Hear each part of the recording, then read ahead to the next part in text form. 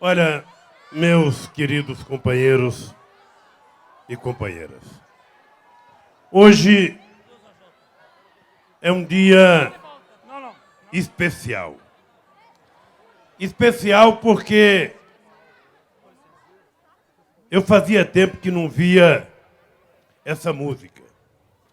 E essa música, para a juventude que está aqui, essa música tem praticamente 21 anos. Essa música foi da primeira campanha em 1989. E quem não pôde ver, essa música ela foi cantada pelo Chico Buarque, pelo Gilberto Gil e pelo Djavan, para a gente colocar na televisão. Eu queria dizer para vocês, não pelo fato de completar 65 anos, que eu gostaria de estar completando 20, 25 ou 30. Mas também, quando a gente chega aos 65, a gente tem uma série de experiências que vocês que têm 20 ainda não têm e vão ter que ralar para chegar a ter a experiência que nós temos aqui. Mas a minha alegria é pelo fato de estar terminando um mandato de 8 anos.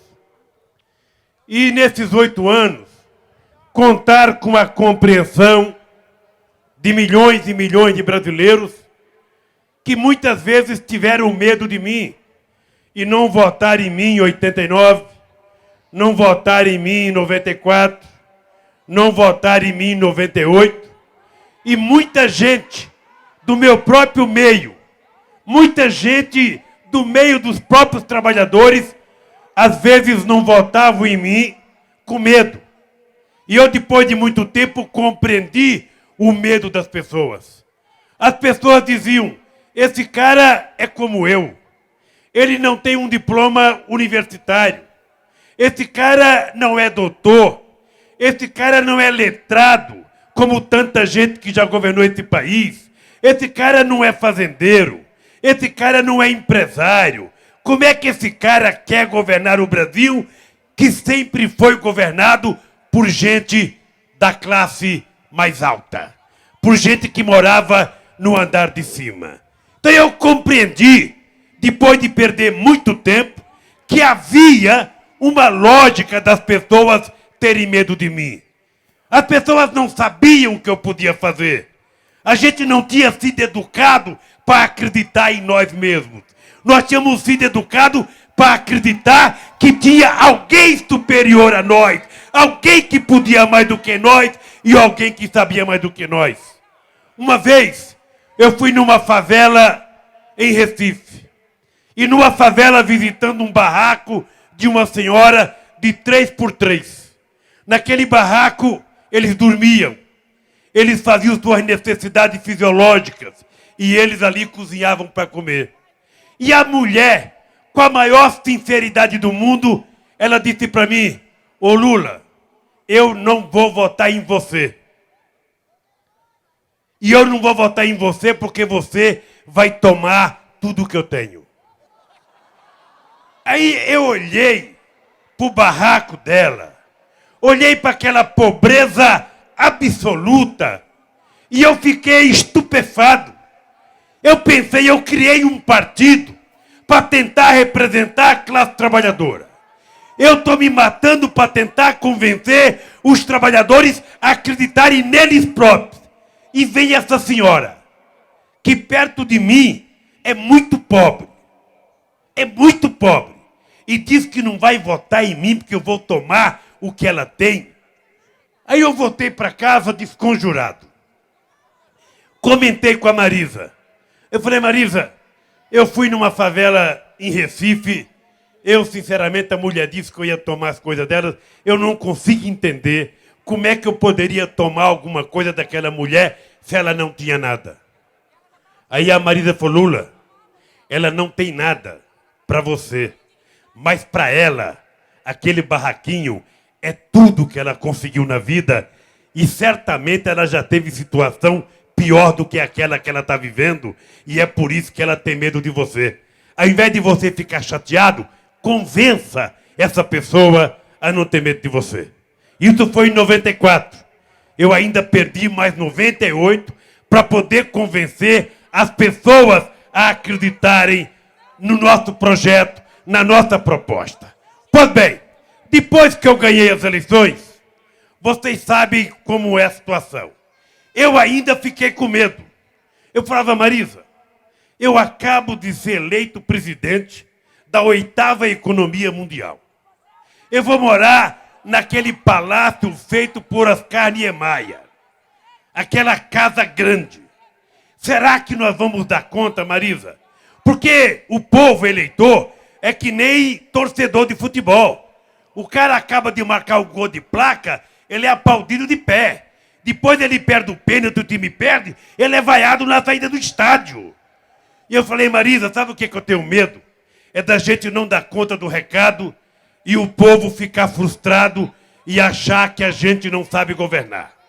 Pois bem, eu, como nunca ganhei nada de graça na vida, tudo que eu fiz na vida e tudo que eu ganhei foi às custas de muito sacrifício, foi às custas de enfrentar muito preconceito, foi às custas de enfrentar muita raiva de mim, foi às custas de enfrentar tudo que vocês possam imaginar de pessoas que entendiam que nós não deveríamos chegar lá. Eu disse para Dona Marisa de que nós vamos ter que provar que somos mais capazes do que aqueles que governaram antes de nós. Olha, e eu tinha a consciência de que todos eles que chegaram na presidência já tinham lido, pelo menos, mais livros do que eu. Eu tinha certeza que todos eles já tinham entrado mais em sala de aula do que eu. Eu tinha certeza que todos eles vinham de classes mais abastadas do que eu. Mas eu também tinha certeza que nenhum deles entendia do povo metade do que eu entendia. Nenhum deles nunca foi trabalhar uma segunda-feira e chegando na fábrica abriu a marmita e não tinha sequer um ovo de mistura amanhecido. Nunca nenhum deles passaram um dia sem ter um bocado de feijão para comer. Nunca nenhum deles aprendeu a comer pão velho. Nunca nenhum deles morou em casa que entrava 1,5 metro de água. Nunca nenhum deles viu a sua mãe sentada com 7 filhos do lado, pedindo o que comer e sem ter o que comer. Esse conhecimento eu tinha acumulado na minha vida. E eu dizia, embora eu vá ser presidente de todos, eu tenho que ter clareza que tem uma parte da sociedade que precisa não ser governada, ela precisa ser cuidada, que as crianças deste país, que são os pobres deste país, que são os trabalhadores deste país.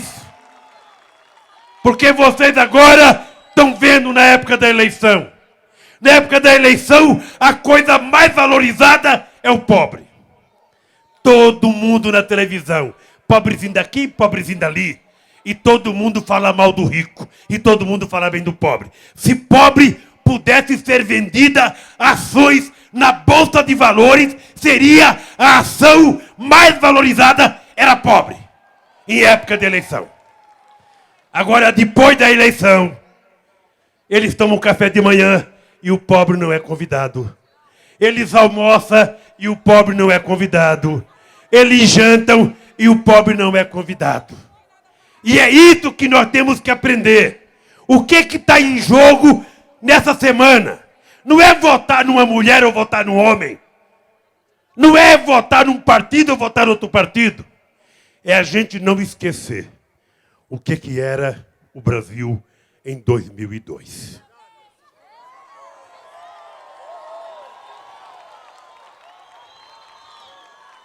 Aqui tem os companheiros trabalhadores que me homenagearam. É lembrar o que valia o salário de um trabalhador em 2002.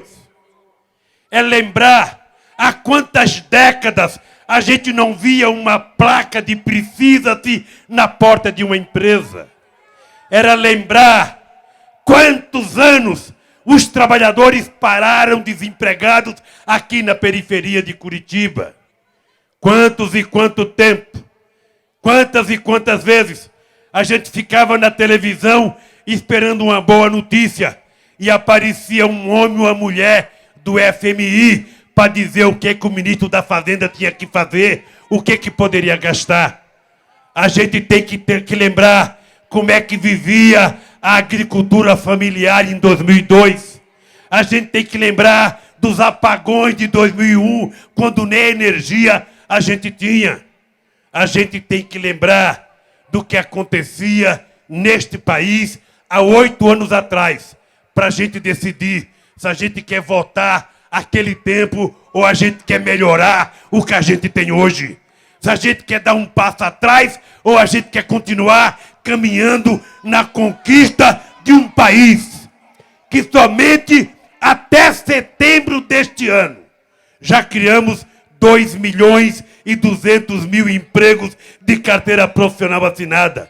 Meus companheiros de Curitiba, pelo IBGE dessa semana, Curitiba caiu o desemprego de 4,6 para 4,1. É praticamente pleno emprego. Enquanto os Estados Unidos têm 10% de desempregado. Enquanto a Europa tem 10%. O Brasil tem 6,2% de desemprego, a menor taxa histórica de desemprego na história desse país. Eu lembro de uma cena, meu companheiro Osmar, meu companheiro Riquião, Pestucci, Grace, Paulo Bernardo, eu lembro de uma cena em 2004, um trabalhador entrando no carro e dizendo para a moça da televisão: é a primeira vez que eu estou levando filé para comer na minha casa. É a primeira vez que eu estou podendo comer um filé. É importante a gente saber, quando eu disputei as eleições em 2002, o saco de cimento custava R$ 23.